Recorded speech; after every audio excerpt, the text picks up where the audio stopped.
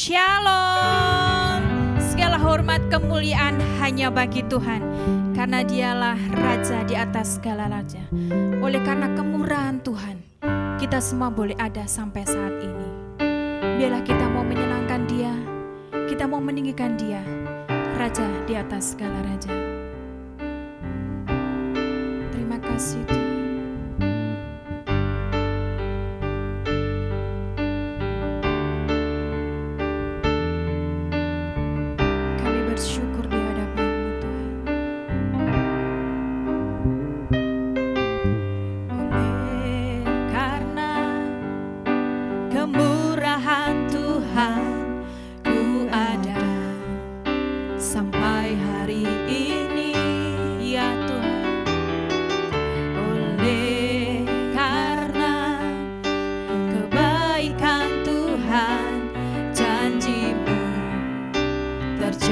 Bagiku, katakan oleh karena kemurahan Tuhan, oleh karena kemurahan Tuhan, ku ada sampai hari ini. Oleh karena kebaikan Tuhan, janji-Mu terjadi bagiku. Some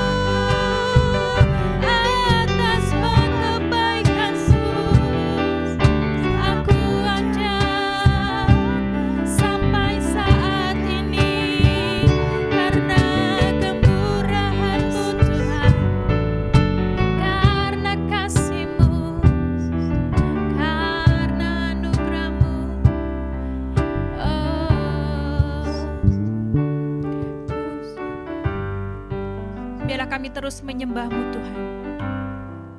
Biarlah kami terus bersuka cita di hadapan Tuhan. Karena kami tetap percaya kami ada sampai saat ini. Itu bukan karena kekuatan kami. Semua karena anugerah-Mu. Semua karena kebaikan-Mu. Semua karena kasih-Mu yang terjadi dalam hidup kami. Pada saat ini ya Tuhan, kami membawa hidup kami dalam tangan Tuhan. Kami mau memuji, kami memuliakan Tuhan, Raja di atas segala raja. Biarlah pujian kami berkenan di hadapan Tuhan. Hanya di dalam nama Tuhan Yesus. Haleluya. Amin. Mari kita datang di hadapannya dengan rasa ucapan syukur di hadapan Tuhan. Karena kedahsyatan Allah sungguh nyata dalam hidup kita. Amin.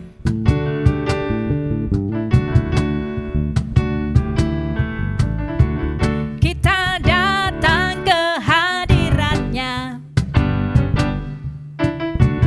masuk dalam tempat kudus-Nya.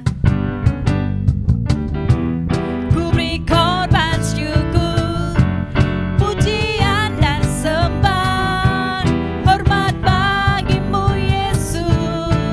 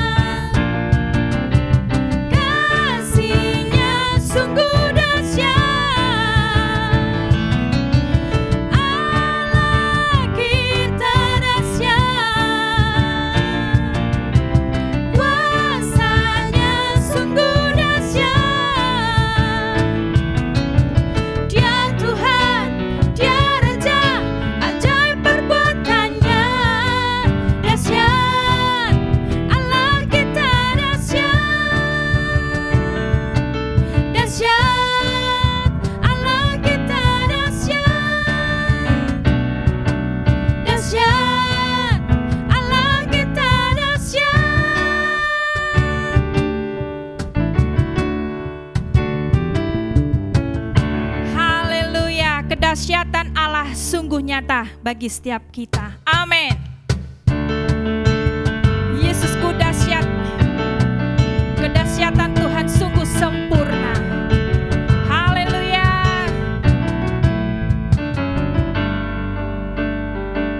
Alangkah indahnya hidup di dalam Tuhan, Dia mencurahkan berkat yang melimpah. Amin Tuhan. Alangkah indahnya jalan bersama Tuhan, Dia memberikan kuasa untuk menang. Yesusku dahsyat, ku tak ragu kepadamu.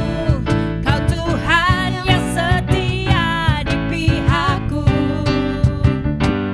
Yesusku ajaib, tak terbendung kuasa-Mu. Kau yang terhebat, terbesar bagiku. Hanya Kaulah kesukaan dalam hidup kami.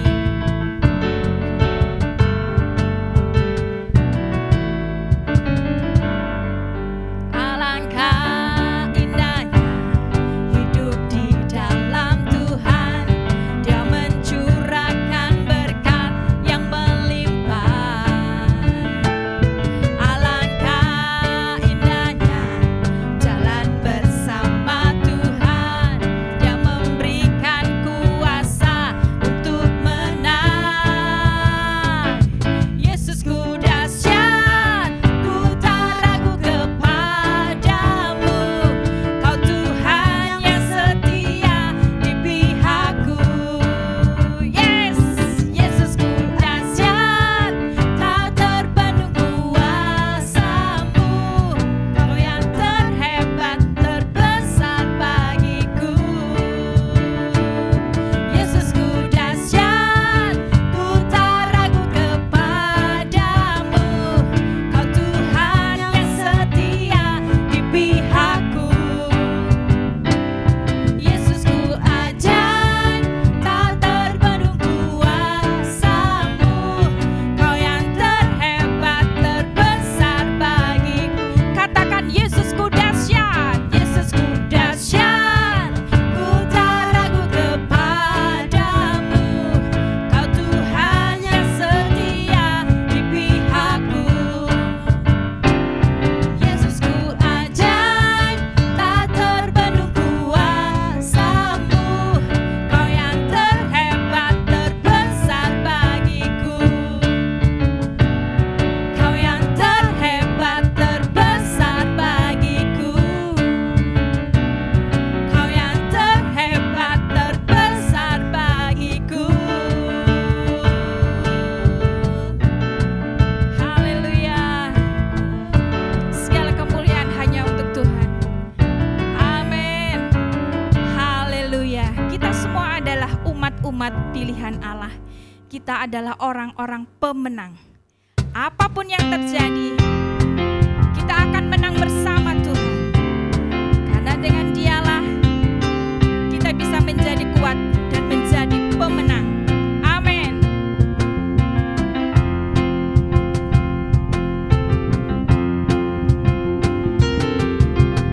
Lebih dari pemenang dalam segala perkara, iblis telah dikalahkan oleh kuasa darahnya. Jika Allah di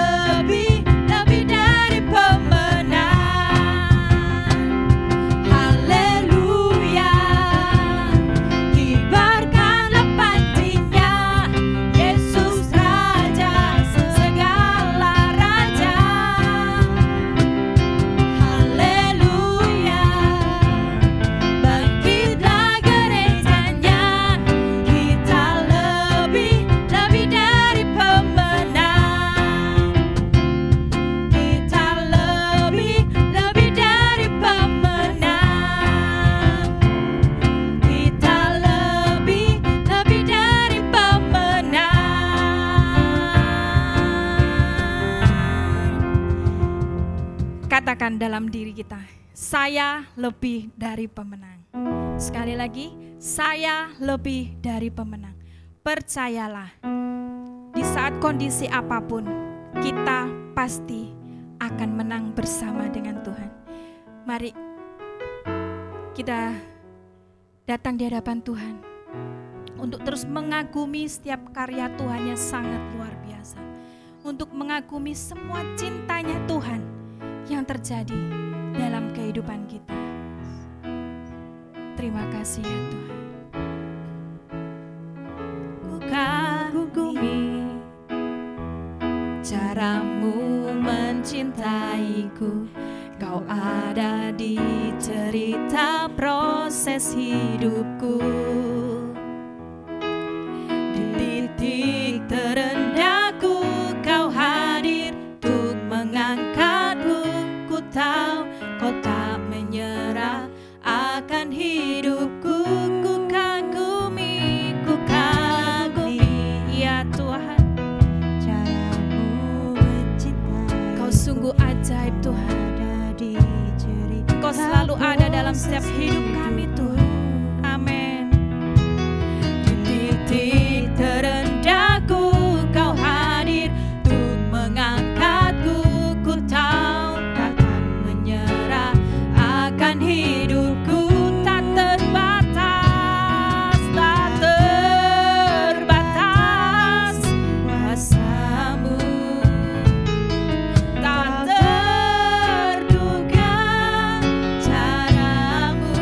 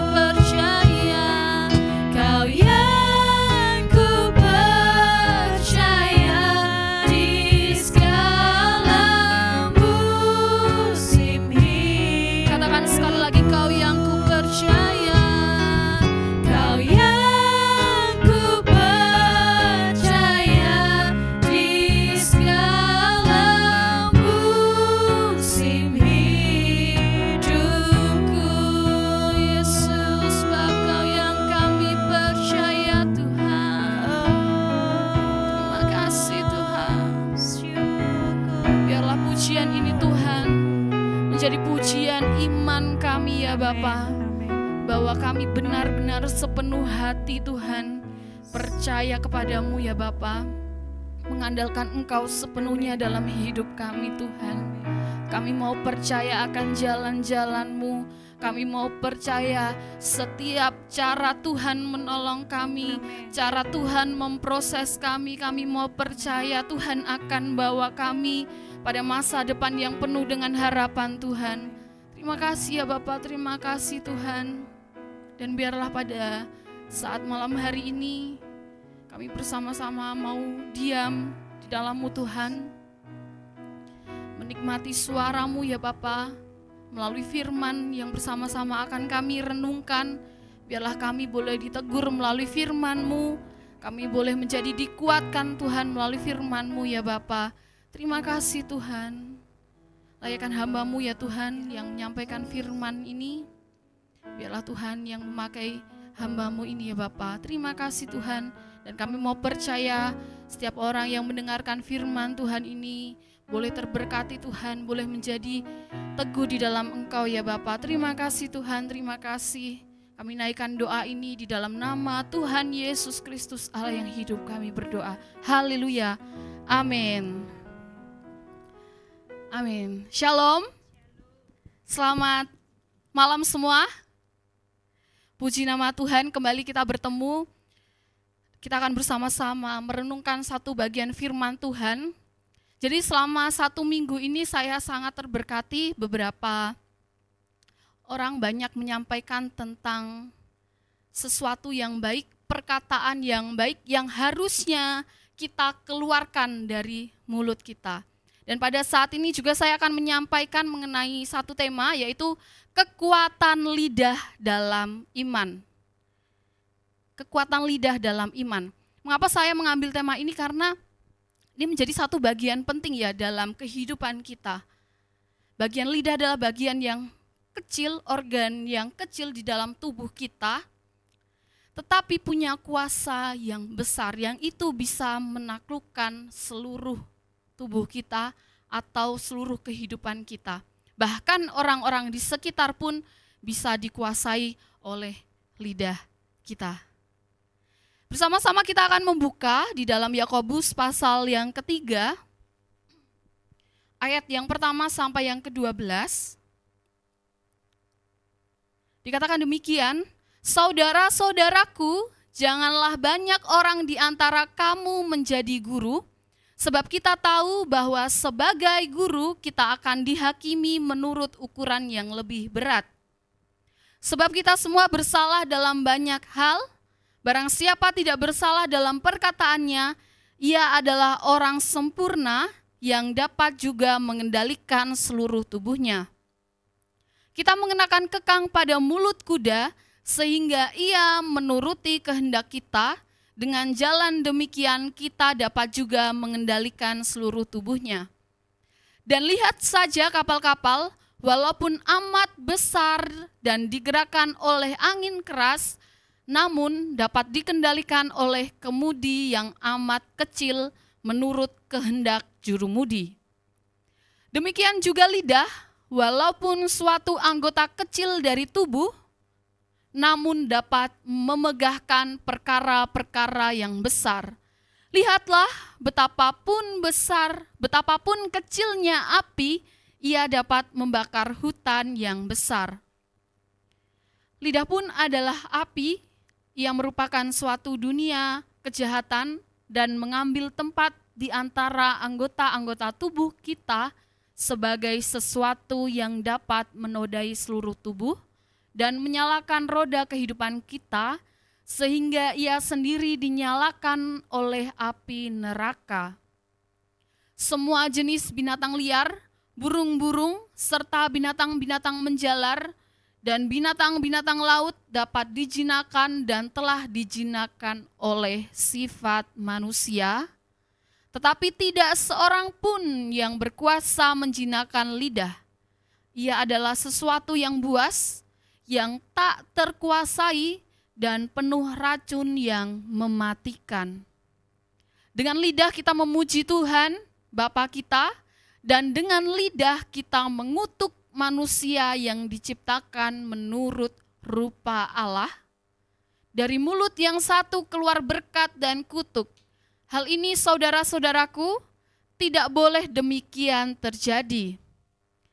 Adakah sumber memancarkan air tawar dan air pahit dari mata air yang sama?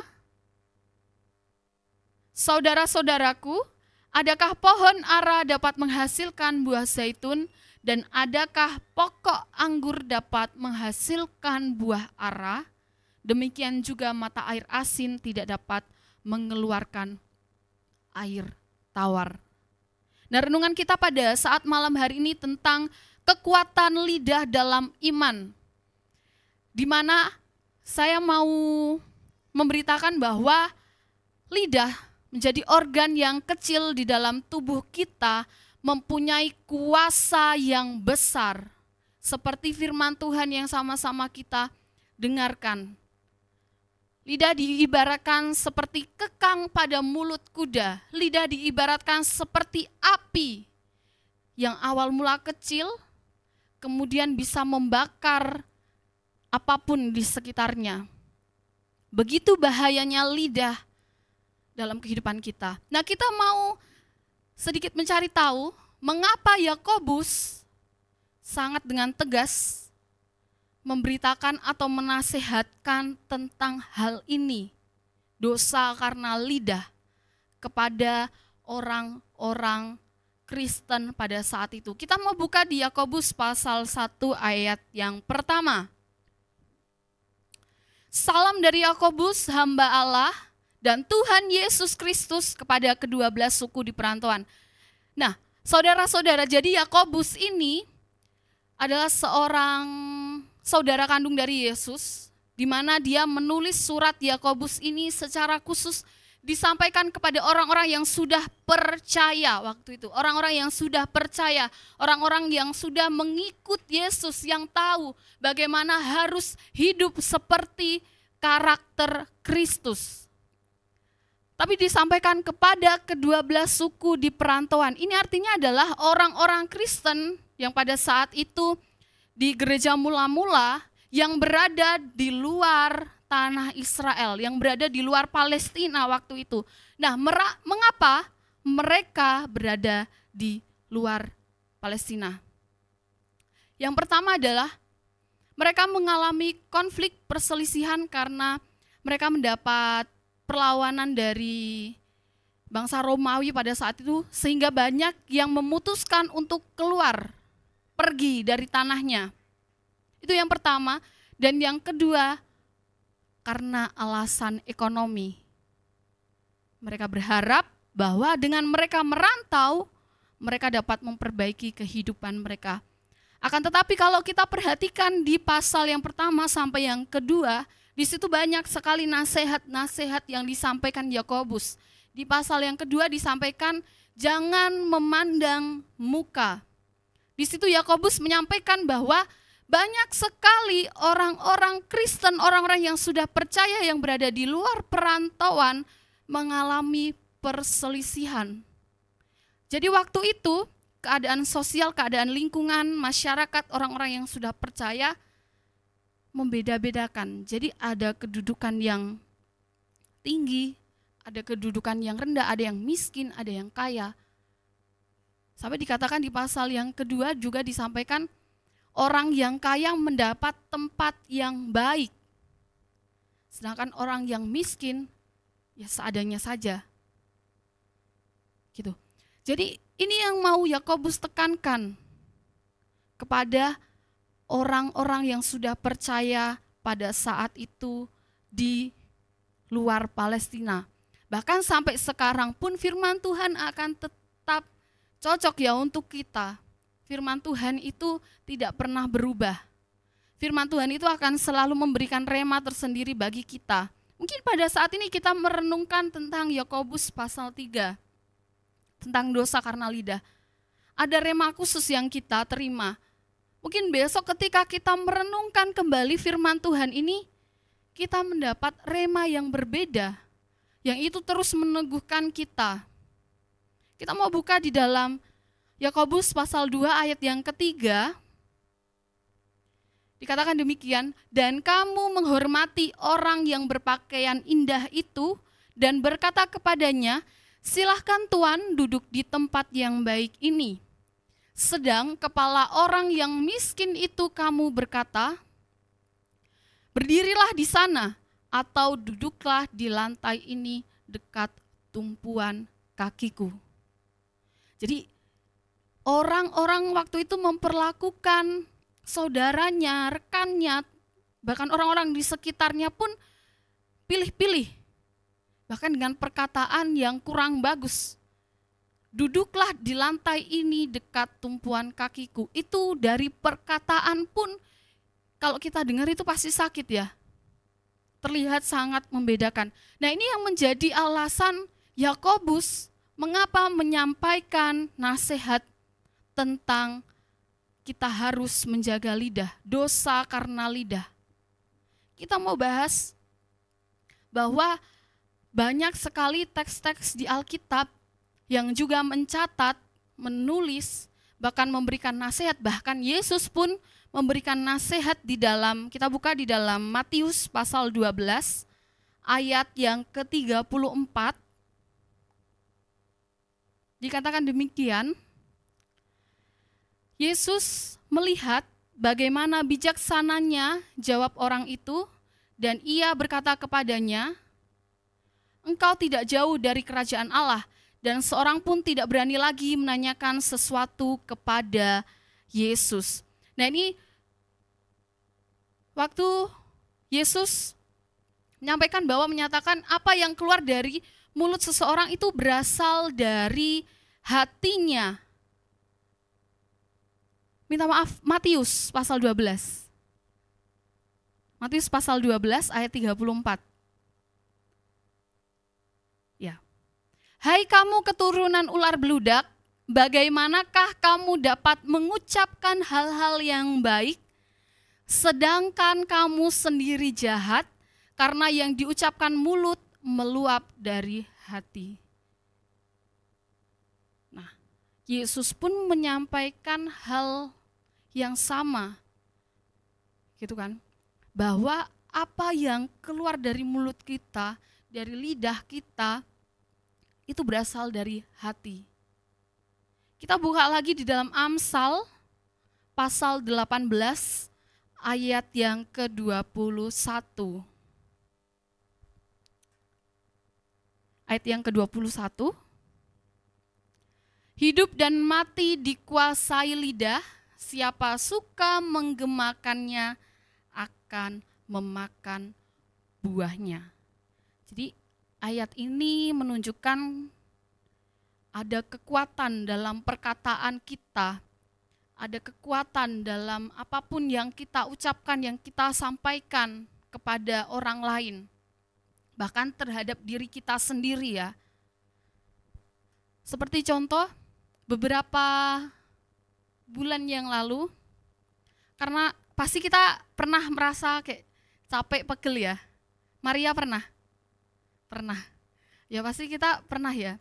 Terus kadang kita itu, enggak tahu ya, saya ini ya, saya kayak merasa aduh capek, pegel, kayak rasanya pengen tidur gitu kan, kayak males gitu. Jadi secara enggak langsung yang saya perkatakan itu ya yang saya alami, perasaan saya kayaknya capek Tuhan, pengennya istirahat seharian gitu. Dan itu membuat pikiran kita, badan kita juga jadi lemes. Percaya nggak percaya? Sampai akhirnya saya dikasih tahu orang, coba setiap bangun itu perkatakan yang positif terhadap diri kita sendiri ya, bukan ke orang lain, terhadap diri kita sendiri. Misalnya, terima kasih Tuhan hari ini saya masih sehat, oh hari ini seger banget badannya. Pasti seharian itu kita akan merasa badan kita lebih seger. Kalau enggak percaya coba, nanti dicoba besok pagi, ya Maria? Ya, jadi ada kekuatan dalam perkataan kita, baik yang kita katakan kepada orang di sekitar kita atau kepada diri kita sendiri. Nah, sekarang kita mau melihat dari yang disampaikan Yakobus ini bahwa lidah sangat berperan dalam hidup kita. Yang pertama, lidah sebagai pengendalian diri. Di dalam Yakobus pasal 3 ayat yang ketiga. Kita mengenakan kekang pada mulut kuda sehingga ia menuruti kehendak kita. Dengan jalan demikian kita dapat juga mengendalikan seluruh tubuhnya. Ayat yang keempat. Dan lihat saja kapal-kapal walaupun amat besar dan digerakkan oleh angin keras, namun dapat dikendalikan oleh kemudi yang amat kecil menurut kehendak juru mudi. Artinya apa dah? Artinya apa? Bahwa sesuatu yang kecil pun itu bisa mengendalikan hal yang besar. Seperti kapal ini ya, kita tahu ya. Ada yang pernah naik kapal? Yabes pernah naik kapal? Pernah ya? Itu kan besar ya, di tengah lautan yang luas. Bahkan kadang ada badai, ombak, dan lain sebagainya. Kapal itu kan besar, bisa digerakkan oleh angin dan lain sebagainya, tetapi dapat dikendalikan oleh juru mudi. Supaya kapal itu tetap sampai ke tujuannya. Jadi kuncinya ada di juru mudi. Nah, lidah kita ini diibaratkan seperti seorang juru mudi yang mengendalikan kapal yang berlayar. Jadi kunci dari kehidupan kita itu ada pada apa yang kita perkatakan. Tetapi di dalam Matius pasal 12 ayat 34 tadi disampaikan bahwa apa yang keluar dari mulut kita, apa yang keluar yang kita perkatakan itu meluap dari hati kita. Jadi artinya apa? Bahwa terlebih dahulu kita sebelum kita memperkatakan hal yang baik, kita harus lihat hati kita. Sesuatu yang kita pikirkan, apa yang ada dalam hati kita pastikan itu benar-benar baik. Kemudian yang kedua, lidah, di dalam lidah ada kekuatan dalam perkataan. Sekali lagi, seperti tema kita, bahwa kekuatan lidah dalam iman. Sekarang kita mau tahu bahwa ada kekuatan di dalam perkataan kita. Ada kekuatan dalam perkataan kita. Seperti misalnya kalau kita berolahraga ya, kita mungkin lari, pasti otot-otot kaki kita yang kita latih. Kemudian seperti mungkin angkat beban, pasti lengan tangan kita yang kita latih. Gitu kan. Mungkin kayak atlet-atlet yang lain sering berolahraga, sering berlatih. Supaya apa? Supaya badannya terlatih. Gitu kan. Nah, sama dengan kehidupan kita, dengan apa yang kita perkatakan, kita harus terus belajar memperkatakan hal-hal yang baik. Jadi, karena saya mengajar di sekolah, kadang tidak jarang, berarti sering ya, saya tuh mendengar ucapan-ucapan anak-anak yang kurang baik. Meskipun itu dalam bercanda gitu kan. Tapi kayak saya dengarnya itu kayak, kok bisa ya gitu kan. Karena terbiasa itu tadi yang mungkin ya awalnya bercanda, gitu kan, bercanda dengan teman, kemudian mengumpat, memperkatakan hal yang buruk. Karena terbiasa itu tadi, terbiasa bercanda, akhirnya terbiasa, kan teringat terus ya. Mungkin kalau kaget, kadang mengucapkan umpatan dan lain sebagainya. Nah, sama ya, ada kekuatan dalam perkataan kita. Gitu kan. Kalau kita mau perkataan kita ini mempunyai kuasa, mempunyai kekuatan yang baik, yang bisa menjadi berkat bagi orang lain, kita juga harus melatihnya untuk memperkatakan yang baik. Gitu kan. Saya senang ketika ada juga anak-anak didik yang sering menyampaikan pujian kepada teman yang lain gitu kan. Wah, kamu hebat gitu. Karena itu secara nggak langsung akan mempengaruhi temannya. Nah, saya pernah menonton salah satu film inspiratif dari India.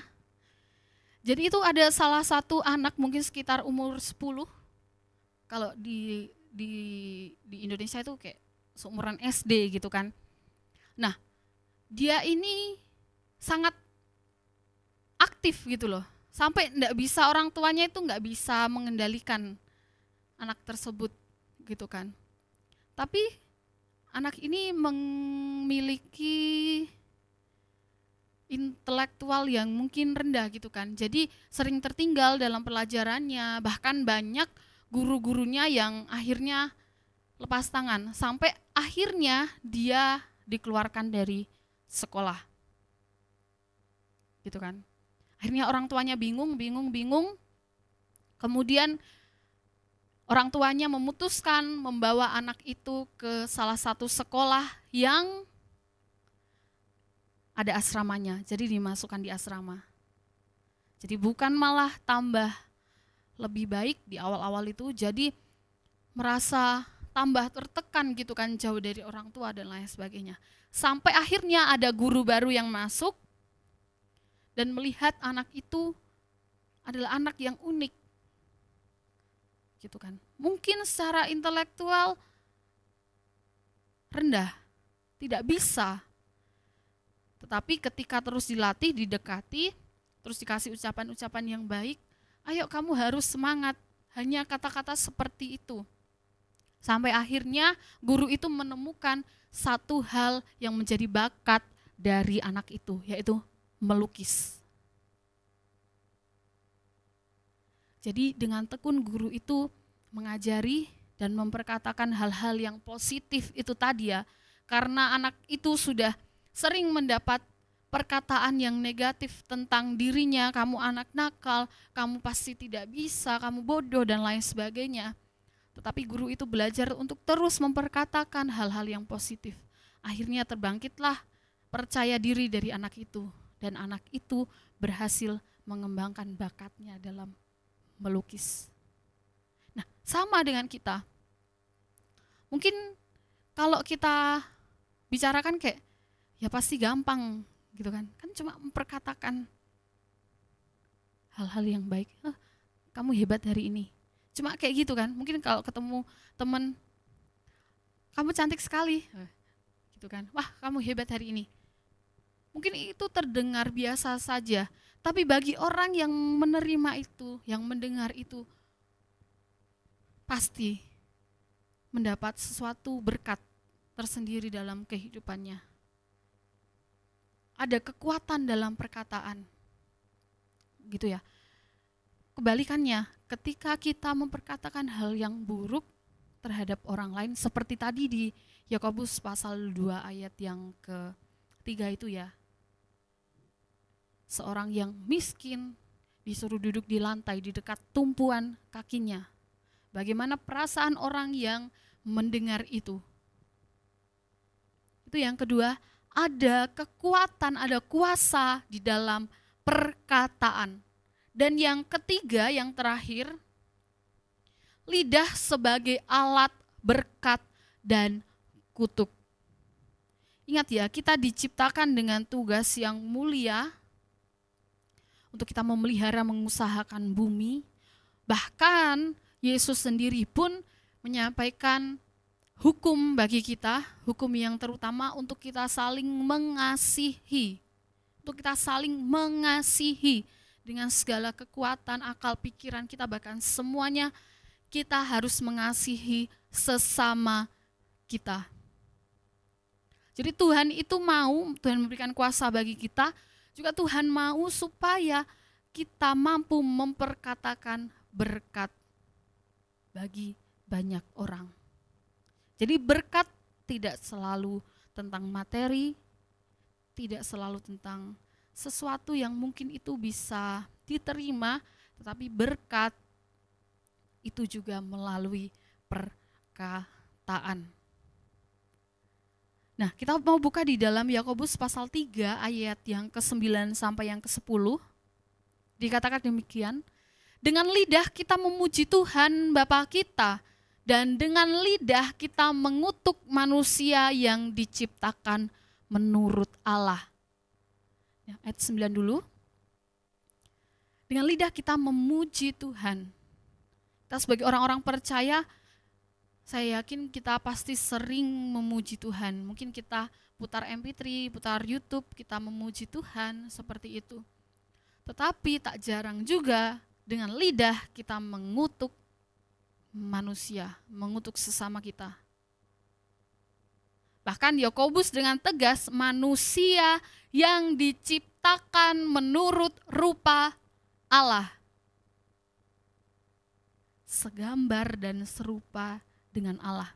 Dalam beberapa tafsiran saya baca bahwa ini sama saja kita itu mengutuki Tuhan. Ya, kita mengutuki Sang Pencipta.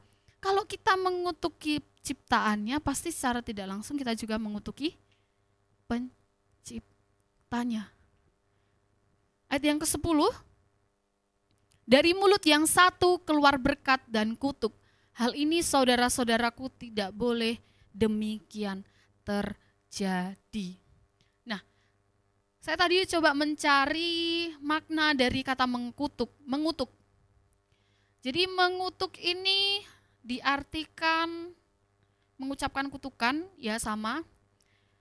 Namun dari kata dasar ya, kalau kayak misalnya mengutuk berarti kan kutuk. Nah, kalau di terjemahan aslinya, ini artinya itu mengutuk, yaitu memperkatakan hal buruk kepada seseorang yang kita posisikan ada di bawah kita.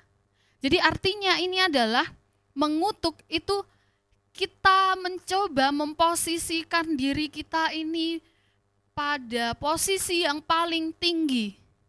Sehingga kita bisa memperkatakan hal yang buruk, kita bisa menghina orang yang kita posisikan di posisi yang paling rendah. Mengutuk. Nah, seperti itu ya. Bahkan disampaikan di pasal yang ketiga ayat 10 ini, dari mulut yang sama, mulut yang satu ini keluar berkat dan kutuk. Mungkin saat kita bertemu dengan salah satu orang, kita memperkatakan suatu berkat, namun ketika kita pergi, kita mungkin bisa memperkatakan kutuk bagi orang yang kita temui tadi. Semua berasal dari hati dan pikiran kita. Nah, beberapa hari yang lalu, karena setiap pembelajaran mau dimulai, kami ada seperti doa bersama, ibadah dulu bersama dengan anak-anak. Nah, karena di situ saya rasa waktunya masih lama, jadi saya menyampaikan satu renungan yang saya terberkati sebelumnya, itu di kitab Filemon, tentang Filemon. Di situ saya men-sharingkan beberapa hal. Karena bagi saya, ya seperti hari-hari sebelumnya, gitu sama aja kan menyampaikan firman, maksudnya menyampaikan renungan apa yang saya terberkati, saya sampaikan kepada anak-anak. Menurut saya itu hal yang wajar gitu, karena sering saya lakukan. Akan tetapi waktu selesai saya bicara, kemudian ada salah satu siswa yang berkata, "Miss, saya boleh kesaksian?"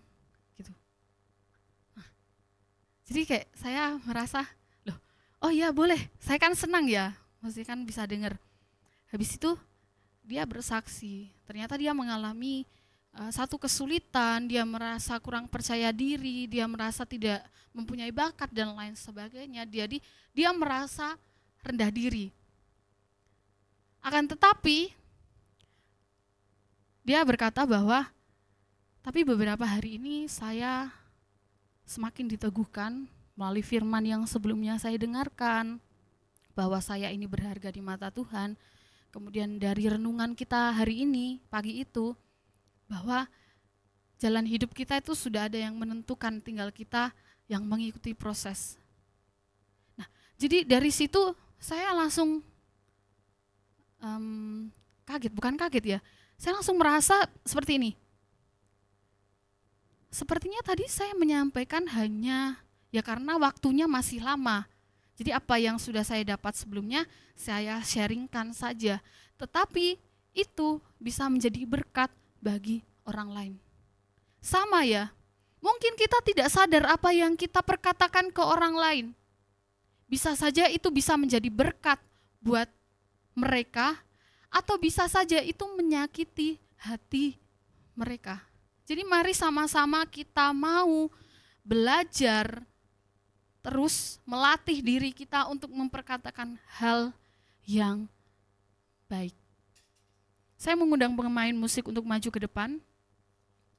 Karena yang menjadi salah satu kunci dalam kehidupan kita untuk kita bisa memperkatakan hal yang baik, kita bisa menjadi berkat bagi orang lain melalui apa yang kita perkatakan. Hanya kita mau diam dalam Tuhan, hanya kita mau mengenal siapa Tuhan supaya kita menjadi serupa, menjadi cocok dengan Tuhan. Ku ingin selalu berada di dalam dekapan Tuhan. Ku ingin selalu bersekutu denganmu, menikmati hadiratmu, biarkan rohmu tinggal dalam hidupku.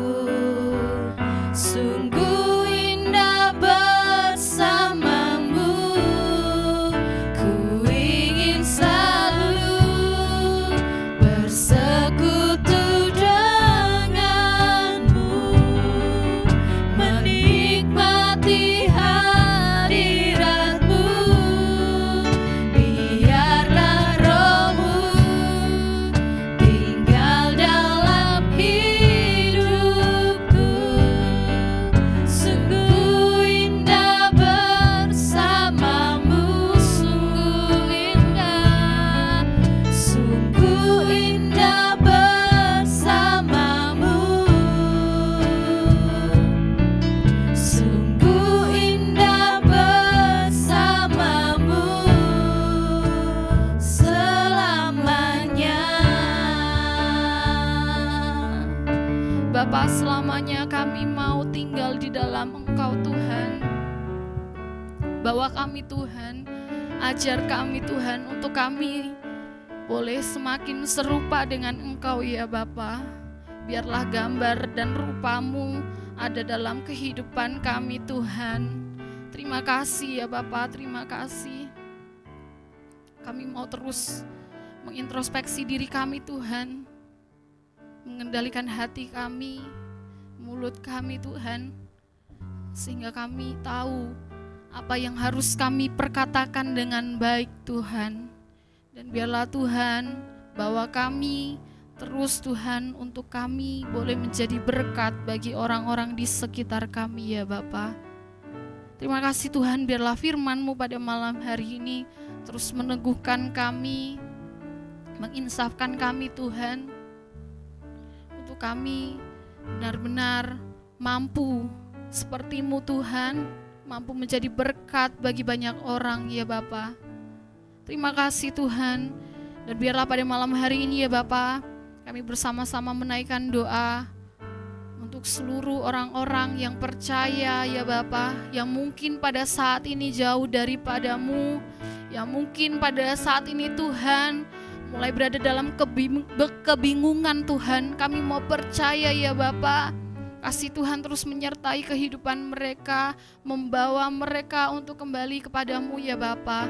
Terima kasih Tuhan, terima kasih. Kami juga berdoa untuk setiap orang yang mungkin pada saat ini sedang sakit. Kami percaya seruan doa mereka ada sampai padamu Tuhan, dan Tuhan pada saat ini juga melawat, menolong, bahkan menyembuhkan mereka ya Bapak. Terima kasih Tuhan, terima kasih.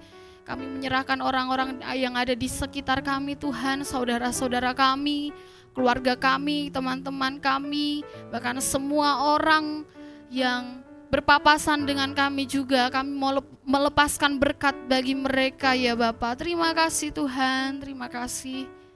Dan biarlah pada malam hari ini Tuhan, kami bersyukur Tuhan telah menyertai ibadah kami dari awal, pertengahan hingga akhirnya. Terima kasih, kami percaya urapan Tuhan terus nyata melingkupi kami, lawatan Tuhan ada dalam kehidupan kami. Dan kami bersama-sama menerima berkat yang berasal daripada-Mu Tuhan. Kami percaya berkat yang datangnya daripada-Mu, berkat damai sejahtera, berkat sukacita, bahkan berkat yang sempurna yang datangnya daripada-Mu melingkupi kehidupan kami dari hari ini sampai selama-lamanya. Terima kasih Tuhan, terima kasih. Haleluya. Amin. Shalom, selamat malam.